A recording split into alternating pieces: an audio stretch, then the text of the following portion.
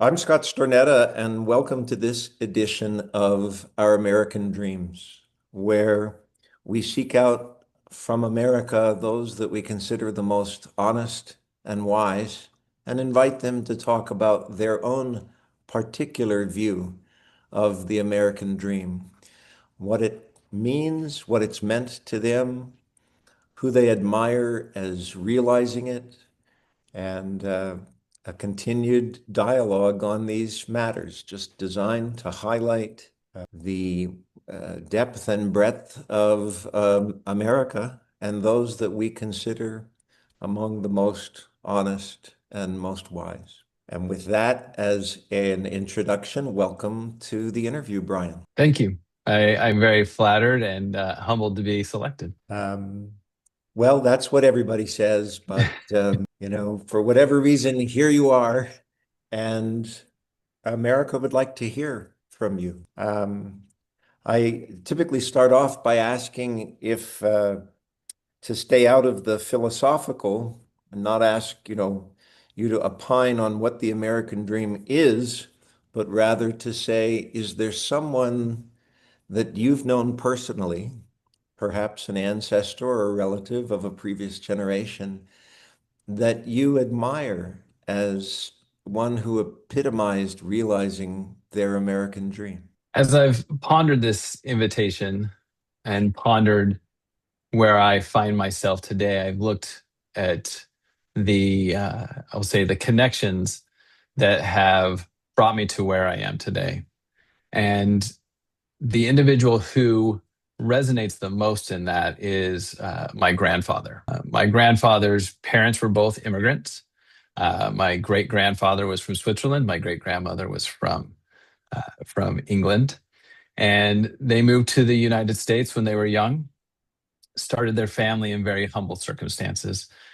They lived in an area between Salt Lake City and North Salt Lake called Swedetown, right off of Highway 89. The home did not have any furniture in the front room until I believe my grandfather was in his late teens. My grandfather was a twin.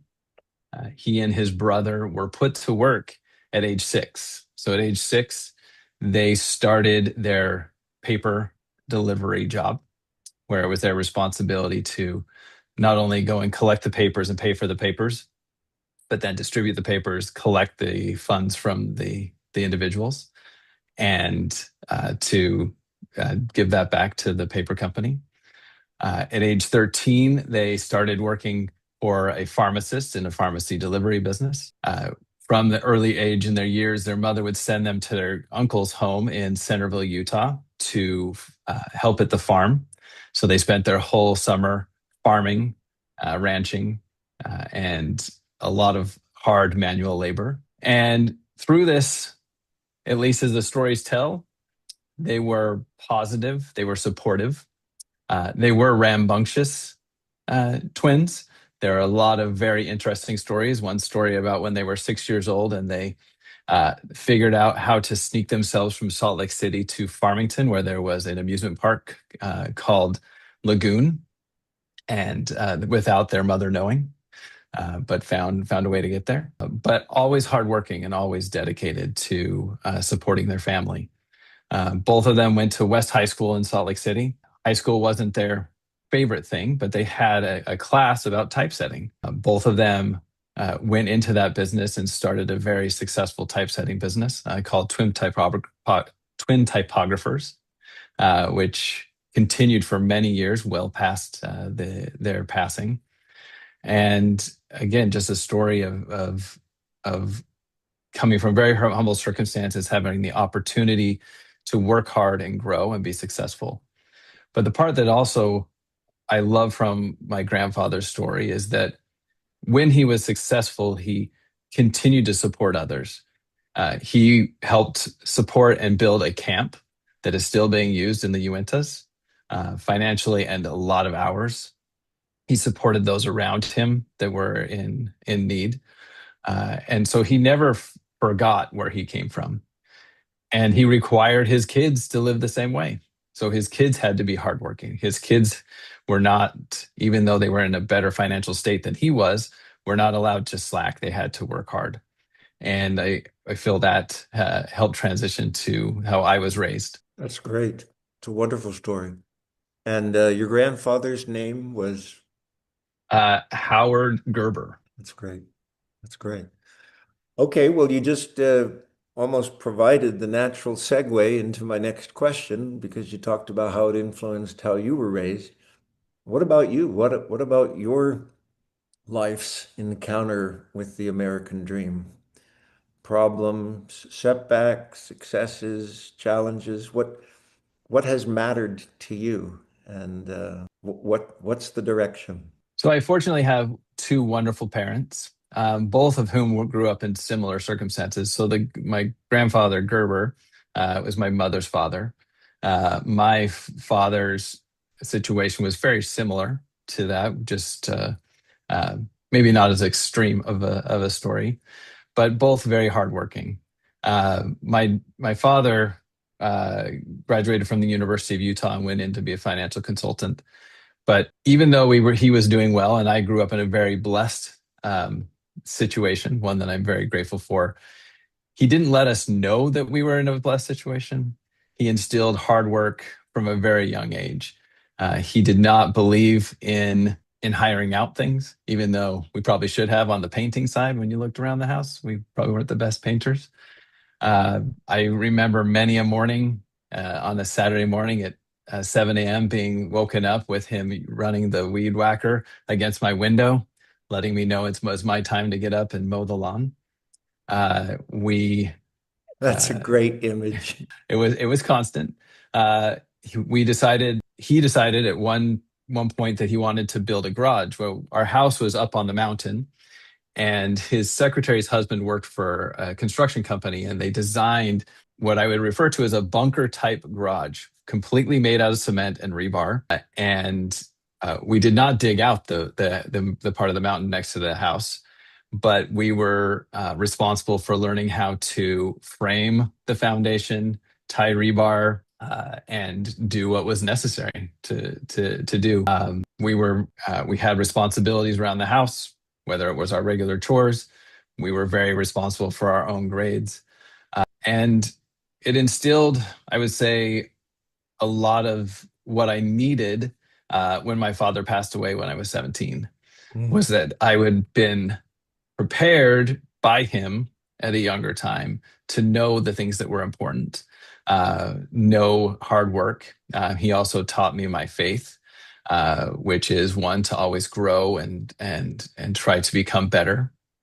And when he passed, I was set up for at a good place. I had I had strong work ethic. I had studied hard.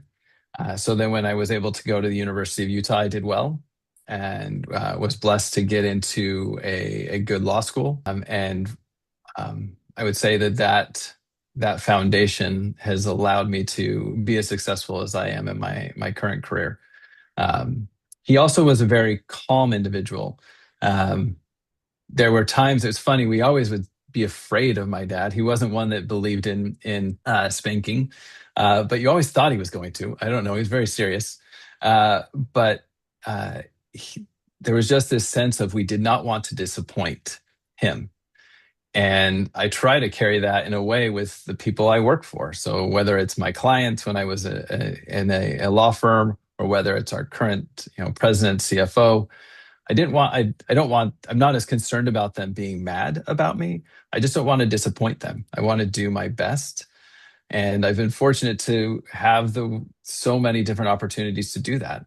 And it, it's been, um, it's been wonderful. I've been able to raise a wonderful family because of these lessons that I learned and these doors and opportunities that have been presented to me. Well, it sounds wonderful. That means assume I can conclude that nothing has ever gone wrong in your life. It's funny. People ask me how I got where I am, and looking back, it looks like I had a plan. But when I look back at it, really, my while it looks like it was a straight line, it was usually this way, then that way, then back down. There were definitely things that didn't go well.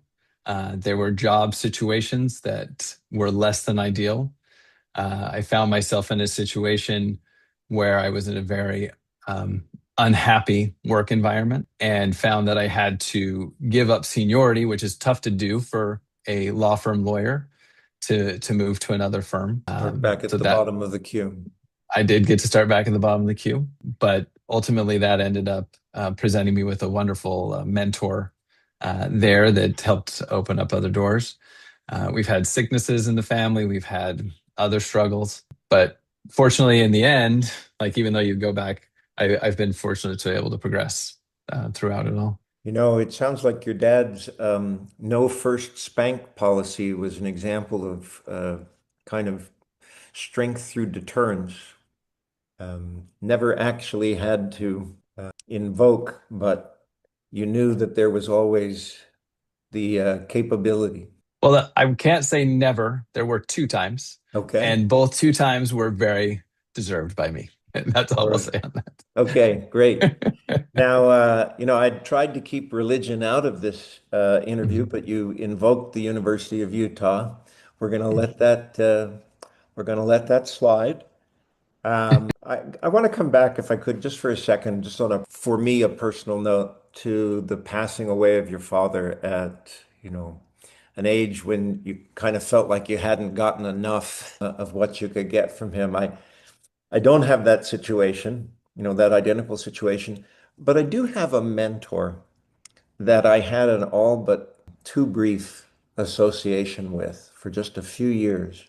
And then when the association was over, I found myself frequently reflecting in a very concrete ways when faced with a situation. What would this person have done? And that proved a very apt guide for me. I would call up the kind of image of past conversations I'd had with him and moments that had impressed me the most and sort of replay them in my mind and said, what would this person do in this current difficulty that I face? Have you ever had that feeling with your dad? So I would say that that is a guiding principle of my life. In my faith, I do believe that there is a heaven afterwards. I do believe in an afterlife. I do believe that we have angels around us, and I believe that he's one of those. And I like to think that I'm living my life in a way that we would be proud. I would like to think that there's times I've avoided bad choices because I was thinking, oh, he may be watching. I also have a desire to be with him again and to live my life accordingly, so that I can merit whatever level of glory he is meriting. I will also say though that I was fortunate shortly before he became sick to have one-on-one time with him as he would drive me to school in the morning, and got to learn more about him and those things. And I would say by learning from him in those moments, it helped me identify mentors later that embodied similar characteristics. People who had the patience with me, we'll say, but people who pondered the answers to their questions or to my questions, people who were sober in their guidance, that would allow me to stretch as they guided me, instead of the, hey, do this, do that. And I would say he's still very impactful in my life, even now that it's been 30 odd years since he passed. Well, that's wonderful. Again, I don't mean to minimize the hardships that you've faced, but it does sound as if you've had the opportunities that you've needed at times to kind of let you two steps forward and one step back, move along in a way that you feel like you're realizing an American dream of sorts. I guess my question is, you've you've had some time to survey the landscape of America and perhaps reflect on how some of the dream of America has been realized, and yet some of it, shall we say, has yet to be realized. I'm sure you've observed things that don't quite seem fair or that maybe restrict others from having the kinds of opportunities you've had.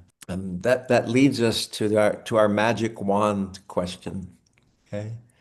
Namely, if you could wave a magic wand and just somehow make it so, can you think of one thing in American life that, if it were to be changed, would allow more people to realize their own American dream? So I'm going to give a little backstory on this before I give the answer. There were two moments this past weekend that resonated with me that were quite similar. One was World Cup related. I don't know if you saw the game with Japan. That No. after the game with Japan, they filmed all of the Japanese fans walking around the stadium, cleaning up their trash and cleaning up the trash of others. And it included Jameis Winston, who is now going to be a quarterback at the Giants. That hit me and stuck out to me that what they were doing. And then not too long after, it was actually your wife gave remarks at our church service on Sunday and talked about the ideal of unity, but noted that the one thing that she felt was holding us back was pride. And I put those two things together and noticed the selflessness instead of selfishness of these individuals was blessing more individuals than they may understand. I have the fortunate experience of doing a lot of interfaith work here in the New York metro area. And I get to work with a lot of wonderful rabbis, imams, pastors, priests who have dedicated their lives to being selfless instead of selfish. And I've been able to see many lives blessed because of their sacrifices. And so I would say that would be my magic wand is for individuals to become less selfish and more selfless, to think in the matter in their decision making. What I'm doing going to bless just me or could it bless others? I think if we had that mindset as a country, we would have more love and charity for one another and less hate, less arguments, and I think would be a very good first step. Well, that's wonderful. I love that example, but I have to again come back to what strikes me personally, and that is I spent 2 years living in Japan, as I know that you know, but our listeners might not. And the moment you described the Japanese people cleaning up the trash after an event, it is so quintessentially Japanese. There is just this kind of shared mindset that this is just what we do. It doesn't matter, whether you're rich or poor. It doesn't matter what your position is. We're Japanese. This is what we do. We clean up. We take care of the undesirable scrubbing and cleaning needed to make our place a good place. It's just instinctual. And I was in Japan for the first time in over 40 years, just 2 months ago. And the thing that struck me, one of the things that immediately struck me was going through, say, the large subway stations, not a bit of trash. Okay. And it wasn't because there were people assigned to the task, which there are. It wasn't just that they were doing their jobs. The most remarkable thing was you could not find a trash can anywhere. And I reflected on that because obviously in America, I think we would have to admit that if we felt that there was a trash problem, our solution would be more trash cans. Whereas in Japan, you don't find trash cans. It's simply that people know it's their responsibility to take care of their own trash. So I can definitely connect with the World Cup event that you described.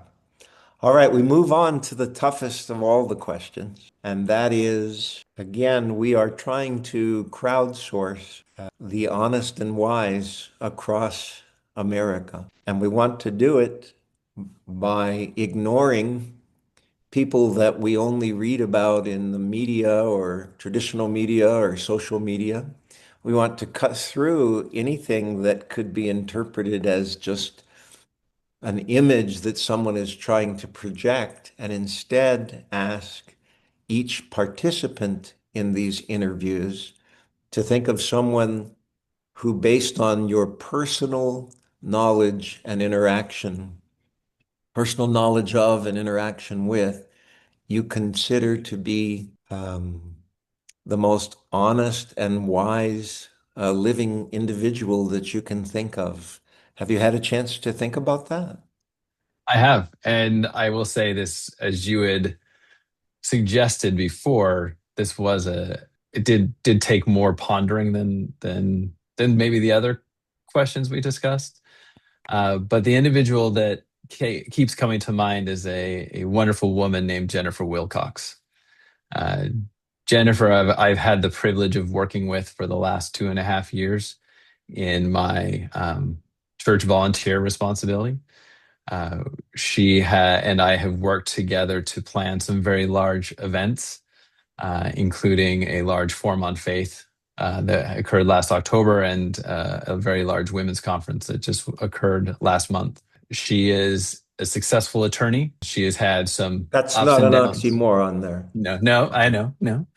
Though she is the one trying to help uh, the less, I guess, the more afflicted, I guess, group of people. She has had her own ups and downs during her life. Uh, but when I think about her, I will definitely say one, she is the most honest person I know because you will always know what she thinks, but not in a negative way. That she is an open book, and in her honesty, I would say there comes some of the wisdom that I've learned from her. Just her view of the world, of the importance of taking care of others. She is one of the hardest working individuals I've ever met. She is one of the most selfless individuals I've ever met, and and I would think she would be a great person to speak with. Well, that's a wonderful description.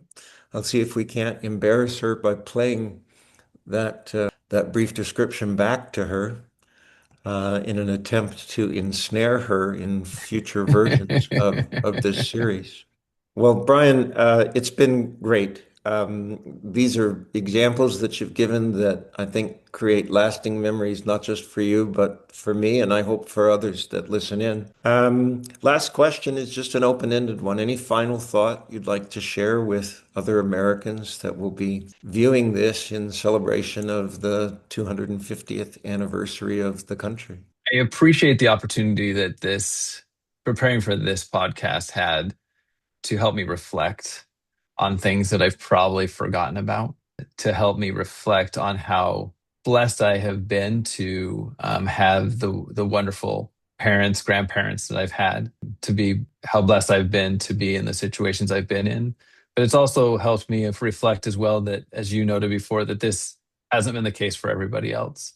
And so it has helped me focus more on that comment of am I being as selfless as possible? Am I um, doing enough to support those who are not in the situations that I've been in, who may be in single family homes, who may be in financial distress, who may have other um, adversities that I never had.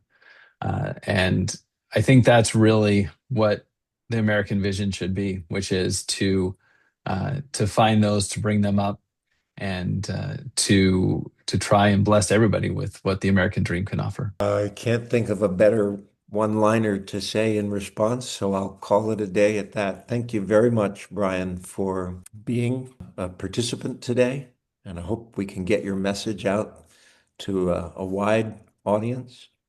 This has been another episode of Our American Dreams, and I'm Scott Stornetta. Thank you very much.